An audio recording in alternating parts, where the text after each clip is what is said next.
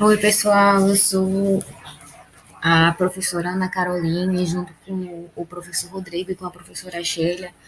Nós estamos desenvolvendo os materiais para essa nova forma de trabalho que estamos sendo obrigados a tecer por conta do nosso estado, né? Nosso estado em que estamos vivendo devido ao coronavírus. Mas vocês já viram com o professor Rodrigo o que seria a ética, como ela surgiu, desde lá da Grécia até hoje. E agora, assim, nesse momento, o que é que a gente vai falar mais especificamente? Nosso foco na aula de hoje e na próxima é tratar sobre a bioética. O que seria a bioética? Qual a implicação dela para os nossos trabalhos enquanto profissionais da saúde? Como isso é importante para fundamentar nossos trabalhos e principalmente os nossos estudos na área de saúde, né? Vamos começar. Não há muito publicado sobre bioética na língua portuguesa ou por autores brasileiros. As publicações disponíveis têm como característica serem obras compilatórias e temáticas, livros em que um grupo de pesquisadores e professores do tema escreve sobre assuntos específicos da disciplina. Isso não é uma característica exclusiva da bioética, mas de todas as novas disciplinas, cujo campo de atuação ainda se faz necessário apresentar e também justificar. O médico Sérgio Biapina e a antropóloga Débora Diniz, em Bioética Ensaios, que é um livro, sugeriram a categorização das estratégias de apresentação da disciplina mais comumente utilizada na bioética brasileira. Segundo os autores, a bioética pode ser apresentada de várias maneiras. Uma rápida consulta aos principais manuais de ensino do tema, destinados a estudantes de graduação e também de pós-graduação, em ciências da saúde, vai nos mostrar que há pelo menos três grandes abordagens, que é a abordagem historicista, a abordagem filosófica e a abordagem temática. Mas o que é cada uma dessas abordagens, né? A abordagem historicista seria que remete ao nascimento da bioética, aos fatos e eventos passados que teriam contribuído para o seu surgimento. As pesquisas realizadas nos campos de concentração nazistas, as duas guerras mundiais e os tratados de direitos humanos seriam alguns dos exemplos mais citados. Se, por um lado, a abordagem historicista é atraente por permitir que professores e alunos apoiem-se em conhecimentos de domínio relativamente comum, a abordagem filosófica possui uma quantidade menor de adeptos, pois exige que seus representantes tenham certo domínio da história da filosofia, especialmente a filosofia moral. Tarefa para que nem todos estão preparados. Por outro lado, a abordagem temática é mais comumente referida na bioética brasileira, já que, segundo os autores, a análise temática é mais utilizada pelos iniciantes na bioética, especialmente por aqueles que ainda não dominam o conhecimento a ponto de argumentar suas ideias em termos filosóficos ou históricos. A abordagem temática permite...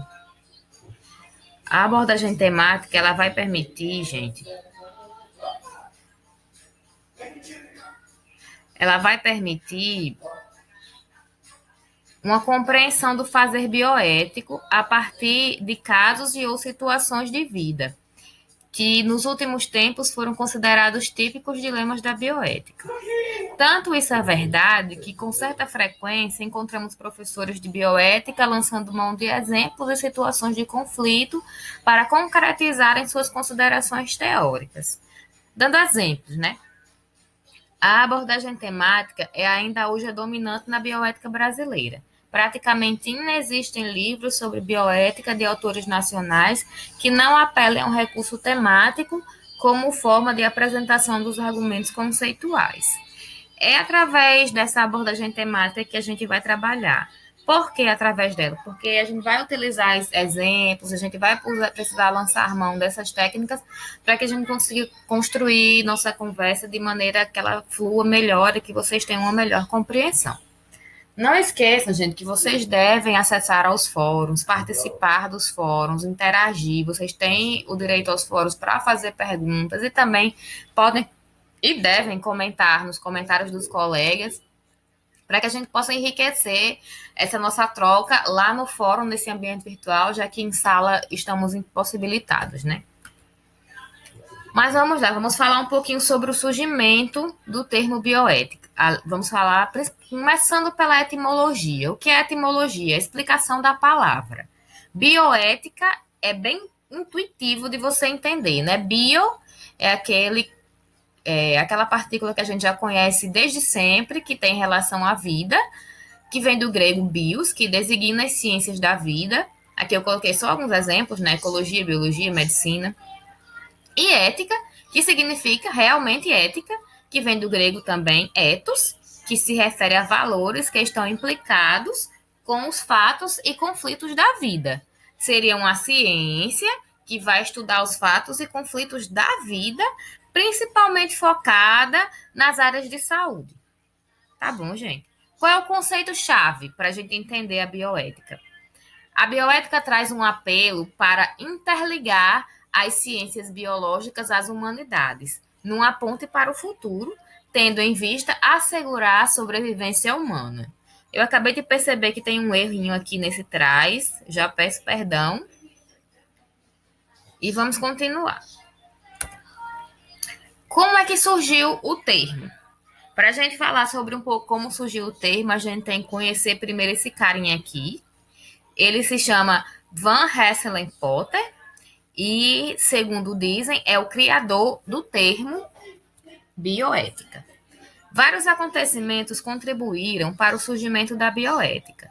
Seus pesquisadores reconhecem simbolicamente a obra Bioética, uma ponte para o futuro, do Van Hesselen, publicada em 1971, como um marco histórico importante para a genealogia da disciplina.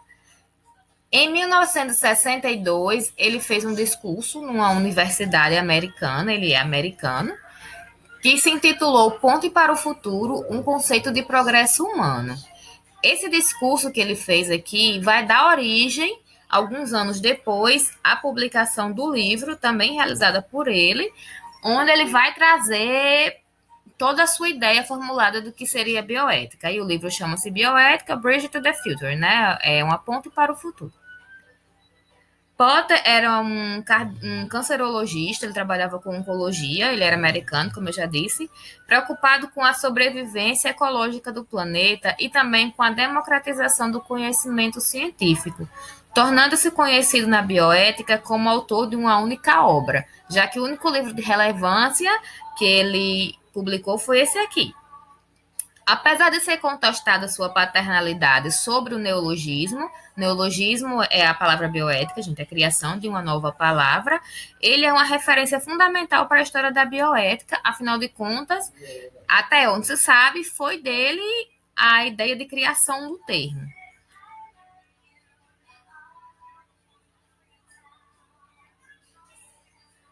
Na mesma época da publicação desse livro, do Potter, exatos 5 anos atrás, na verdade, Harry Beecher, que também era um estudioso, divulgou um artigo que assombrou o mundo e principalmente a comunidade científica. Provavelmente foi o maior assombro que houve na comunidade científica desde que se publicou as experiências que eram realizadas pelos médicos da Alemanha nazista, né? Algumas das coisas que ele colocou nesse livro estão citadas aqui, eu vou falar um pouquinho melhor sobre elas, né? O Beecher, ele era um médico anestesista que colecionava relatos de pesquisas científicas publicadas em periódicos internacionais envolvendo seres humanos em condições pouco respeitosas. Beecher extraiu seus dados de jornais de grande prestígio internacional, tais como New England, o Journal of Medicine, o Journal of Clinical Investigation, o Journal of American Medical Association.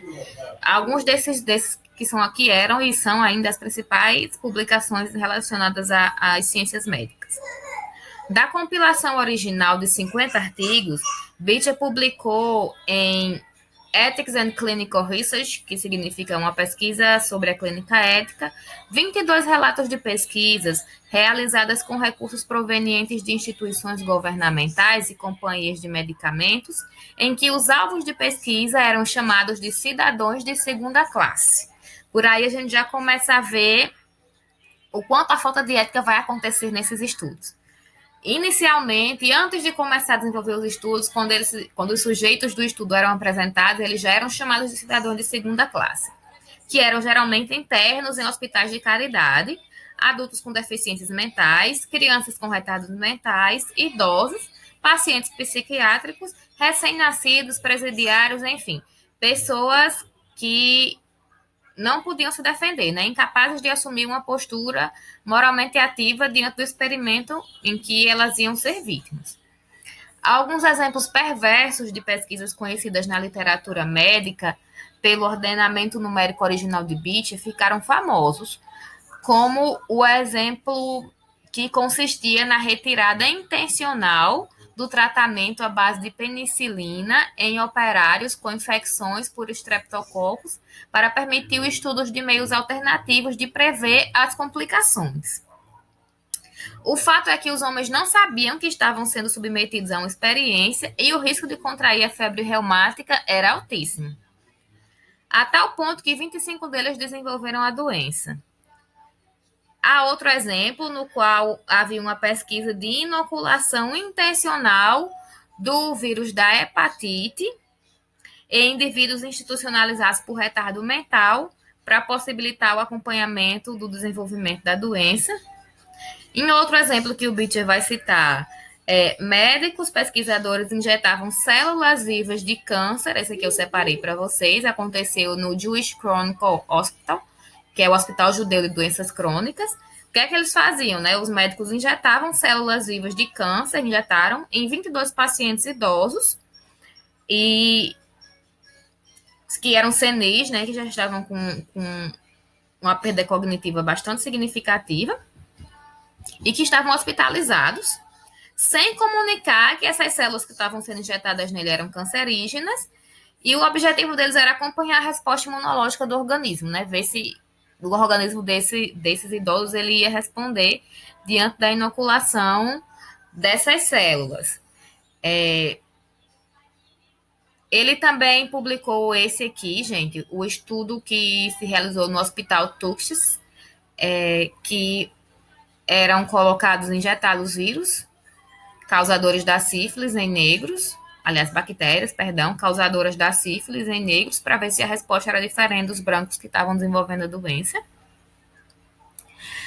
E esses 4 que eu citei são apenas alguns exemplos dos absurdos que o Beecher ele denunciou no artigo deles. Na década de 70, também vale ressaltar que a gente estava começando a descobrir como se fazer hemodiálise. Então, já se tem uma questão ética ali nesse momento, né? Que era como que a gente vai escolher esses pacientes que vão passar por esse procedimento, né? Como que vamos escolher esses pacientes? Quem vai selecionar esses pacientes? Já era uma questão ética que estava ali posta.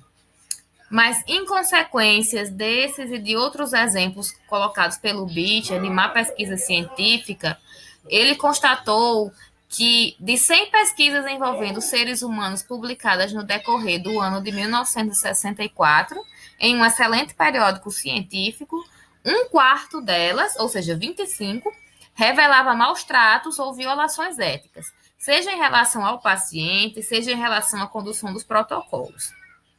O crescente aumento dos recursos disponíveis para a pesquisa com seres humanos não se fez acompanhado de responsabilidade moral equivalente por parte dos pesquisadores. O surgimento da profissão de pesquisador médico e, consequente, o aumento da pressão e da ambição dos jovens médicos que precisavam mostrar competência para serem promovidos resultaram na separação entre os interesses da ciência e os interesses dos sujeitos da pesquisa, contribuindo para o agravamento da situação. Mesmo em um período pós-guerra, aqui a gente está um pouquinho anos após o final da Segunda Guerra, Manteve-se a referência à ética utilitarista como justificativas para a experimentação científica com seres humanos. Essa ética utilitarista é a que era utilizada pelas forças nazistas que, em nome de conseguir curas e bens maiores, enxergavam o sujeito de pesquisa como apenas um objeto. Em parte, esse fenômeno dessa ética utilitarista, a gente pode se justificar ela porque as possibilidades de benefício eram consideradas muito maiores do que os prejuízos, mas também porque, como regra geral, não haviam discursos sociais contrários a esse tipo de pesquisa científica. Ninguém estava dizendo nada, ninguém estava se incomodando com o que eles estavam fazendo. Além dos maus tratos com os sujeitos de pesquisa, a análise de Beach permitiu o desvendamento de outro dado impressionante. Dos 50 artigos compilados originalmente, os primeiros 50 que ele estudou, que foram esses 4 que eu dei exemplo aqui, somente 2 deles apresentavam, como parte do protocolo de pesquisa, o termo de consentimento dos sujeitos participantes do experimento. O que a gente hoje tem como obrigatório, que é a assinatura do TCLE, nesse levantamento feito por Beach, só 2 estudos dos 50 que ele estudou tinham esse TCLE. Diante desse dado, Beecher propôs que toda e qualquer experimentação com seres humanos deveria respeitar, primeiramente, a necessidade de obtenção do termo de consentimento informado e, em seguida, o compromisso do pesquisador de agir de forma responsável. Foi assim que os números e os dados de Beecher, além de óbvio mérito denunciativo, que eles tiveram um efeito secundário inesperado, quando demonstraram que a imoralidade não era exclusiva dos médicos nazistas, tais como os cientistas da época pregavam. Os nossos cientistas daqui do Ocidente também estavam tratando seus pacientes com uma imoralidade gigantesca. E aí, com todos esses estudos, com tudo isso que foi posto, com toda a discussão que isso gerou entre as décadas de 60 e 70, é que vai surgir a National Commission for the Protection of Human Subjects of Biomedical and Behavioral Research. Ixi, Maria do nome grande, né, gente? O que é que isso quer dizer? É a Comissão Nacional para a Proteção dos Seres Humanos que são sujeitos de pesquisas biomédicas e de comportamento, tá bom? Ela vai surgir, essa comissão que ainda existe, ela vai surgir em decorrência desses estudos publicados por Beecher, considerando o termo de bioética criado pelo Potter. O que é que a bioética ela estudava em cada época, né? O que é que ela mais estudava em cada época? Na década de 70, haviam os principais temas que a gente podia apontar para a bioética naquele momento, que eram o aborto, a eutanásia, reprodução assistida, que estava engatinhando, a gente estava começando a conseguir fazer reprodução assistida. Nesse momento aqui, os bebês de proveito, eles estavam começando a ser possíveis, né? Então, era um tema muito discutido pela bioética no momento, como fazer, quem deveria passar, esse tipo de coisa que a gente discute até hoje. E principalmente relação profissional e paciente também, advindo daqueles estudos lá. Na década de 80, o que é que a gente estudava na bioética, principalmente? Estudava-se a bioética no conceito dos sistemas de saúde, falava-se de responsabilidade social e coletiva sobre as condições de saúde. Neste período, a bioética começa a ser implantada na América Latina, e vocês vão puxar pela memória de vocês que na década de 80 a gente estava lutando por ter um sistema único de saúde. Então, os conceitos de bioética, de respeito, também se fizeram fortes lá na 8ª Conferência de Saúde, quando a gente começou a escrever as bases do SUS. Na década de 90, a bioética da saúde das populações era a principal área de estudo, né? Que é a equidade da alocação de recursos de saúde, inserção dos determinantes sociais de saúde e de doença, e também a epidemiologia das desigualdades sociais relacionadas a questões demográficas e ambientais. Isso aqui vai dar origem a quê, gente? Aos famosos determinantes sociais de saúde que a gente já viu. Como que eu, como ser biopsicossocial que sou, minha saúde vai sofrer dependendo de condições ambientais em que eu esteja submetido. Ambiental, gente, não entenda só ambiental de meio ambiente, arvorezinha, rio, peixe, não. Ambiental é do meu habitat. Tudo relacionado ali ao meu ambiente onde eu vivo, minha casa, o que tem na minha geladeira, se eu tenho geladeira, como que é o esgoto sanitário, como que é o acesso, enfim, todos esses aspectos.